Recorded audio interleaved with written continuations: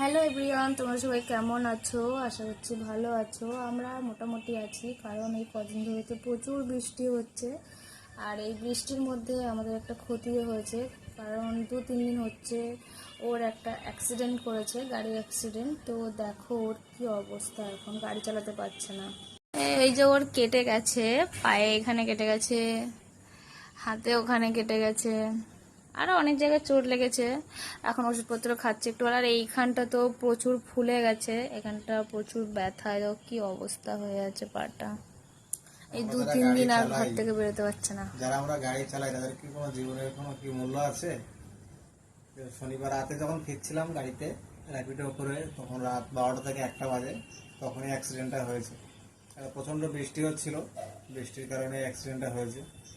তো বন্ধুরা, তোমাদের খালি এটুকুই বলবো, যারা র্যাপিডো করো তারা একটু সাবধানে ড্রাইভ করো, কারণ বৃষ্টির সময় এখন খুবই অসুবিধা ড্রাইভ করার জন্য ওই অ্যাক্সিডেন্টের কারণে। এমনি ট্রেনে সংসার চালাচ্ছিলাম, দিন আনা দিন খাওয়া, তার উপরে এই অ্যাক্সিডেন্টের পরে 2 দিন বসে আছি। একটু সুস্থ আছি, ভাবছি কাল থেকেই বেরোবো, কেননা না বেরোলে তো কোনো উপায় দেখছি না। কি বলো তুমি?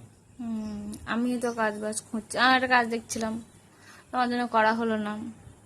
অ্যাক্সিডেন্ট হয়ে গেল, কারণ আমি কাজে গেলে ওরা দেখবে কে, ওই জন্য আমিও কাজে যেতে পারছি না। হঠাৎই আমাদের তো বিপদ পিছু ছাড়ে না, একটা বিপদ কাটে তো আবার একটা বিপদ আসে। ওটাই তো হচ্ছে আমাদের জীবনের বন্ধু হয়ে দাঁড়িয়েছে। কেউ থাকুক আর না থাকুক, বিপদ অবশ্যই থাকবে আমাদের সঙ্গে। বিপদ আর দুঃখ আর কষ্ট, এই 3টে জিনিসই আমাদের আছে। হাতটা একটু ঠিকঠাকই হয়েছে, পাটা একটু ব্যথা আছে, ফুলেও আছে। তো ভাবছি কাল থেকেই বেরোবো, না বেরোলে কিছু করার নেই আর।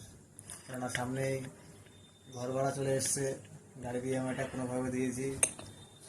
ঘর মালিকের টাকা না দিলে তারা কে থাকতে দেবে ঘরে? আর না খেয়ে হয়তো 2 দিন থাকতে পারবো, কিন্তু ঘর মালিকের টাকা না দিলে তো সেটা থাকতে দেবে না। তার জন্য বেরোতে হবে। মাস অলরেডি আসবে 6 তারিখ, 7 তারিখ হয়ে গেল, 1 সপ্তাহ পরে ঘর ভাড়া দিতে হবে। সেই 2023 সাল থেকে স্ট্রাগল করতে করতে এই পর্যন্ত এসেছি। আজ অ্যাক্সিডেন্টের কারণে বউটাকে সব নিজে হাতে একাই করতে হচ্ছে। জানি খুব কষ্ট হচ্ছে, কেননা আমাকে দেখভাল করতে হচ্ছে, ঘরের সমস্ত কাজকর্ম করতে হচ্ছে, বাজারঘাট করতে হচ্ছে, বুঝতেই পারছি একাই। কি বলো তুমি, কষ্ট হচ্ছে না? কষ্ট হচ্ছে না? তাহলে তুমি কি বলবে আমাদের মধ্যে যারা ড্রাইভ করে তাদেরকে কি বলতে চাও?